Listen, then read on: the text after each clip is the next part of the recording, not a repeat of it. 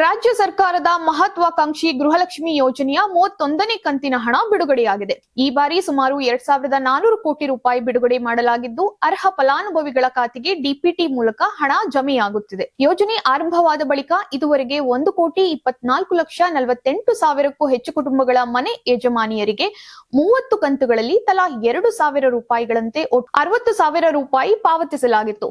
ಇದೀಗ 31ನೇ ಕಂತು ಬಿಡುಗಡೆಯಾಗಿರುವುದರಿಂದ ಪ್ರತಿ ಫಲಾನುಭವಿಗೆ ಸರ್ಕಾರದಿಂದ ಒಟ್ಟು 62,000 ರೂಪಾಯಿ ಜಮೆಯಾದಂತಾಗಿದೆ. ಗೃಹಲಕ್ಷ್ಮಿ ಯೋಜನೆಗಾಗಿ ರಾಜ್ಯ ಸರ್ಕಾರ ಇದುವರೆಗೆ 74,650 ಕೋಟಿ ರೂಪಾಯಿಗೂ ಅಧಿಕ ವೆಚ್ಚ ಮಾಡಿದೆ. ರಾಜ್ಯದಲ್ಲಿ ಸುಮಾರು 1.30 ಕೋಟಿ ನೋಂದಾಯಿತ ಫಲಾನುಭವಿಗಳು ಈ ಯೋಜನೆಯ ಸೌಲಭ್ಯವನ್ನ ಪಡೆಯುತ್ತಿದ್ದಾರೆ. ಮುಖ್ಯಮಂತ್ರಿ ಡಿಕೆ ಶಿವಕುಮಾರ್ ಈ ಹಣವನ್ನ ಕುಟುಂಬದ ದೈನಂದಿನ ಖರ್ಚು, ಮಕ್ಕಳ ಶಿಕ್ಷಣ, ಆರೋಗ್ಯ, ಆಹಾರ ಹಾಗೂ ಇತರೆ ಅಗತ್ಯಗಳಿಗೆ ಸದ್ಬಳಕೆ ಮಾಡಿಕೊಳ್ಳುವಂತೆ ಮನವಿಯನ್ನ ಮಾಡಿದ್ದಾರೆ. ಇದೇ ವೇಳೆ ರಾಜ್ಯ ಗ್ಯಾರಂಟಿ ಯೋಜನೆಗಳ ಅನುಷ್ಠಾನ ಪ್ರಾಧಿಕಾರದ ಉಪಾಧ್ಯಕ್ಷ ದಿನೇಶ್ ಗೂಳಿಗೌಡ ಮಹಿಳೆಯರನ್ನ ಆರ್ಥಿಕವಾಗಿ ಸ್ವಾವಲಂಬಿಗಳನ್ನಾಗಿಸುವಂತಹ ಉದ್ದೇಶದಿಂದ ಕಾಂಗ್ರೆಸ್ ಸರ್ಕಾರ ಗೃಹಲಕ್ಷ್ಮಿ ಯೋಜನೆಯನ್ನ ಯಶಸ್ವಿಯಾಗಿ ಜಾರಿಗೊಳಿಸಿದ್ದು, 31 ಕಂತುಗಳಲ್ಲಿ 62,000 ರೂಪಾಯಿ ನೀಡಿರುವುದು ಮಹಿಳೆಯರ ಪರ ಸರ್ಕಾರದ ಬದ್ಧತೆಗೆ ಸಾಕ್ಷಿಯಾಗಿದೆ ಅಂತ ಹೇಳಿದ್ದಾರೆ.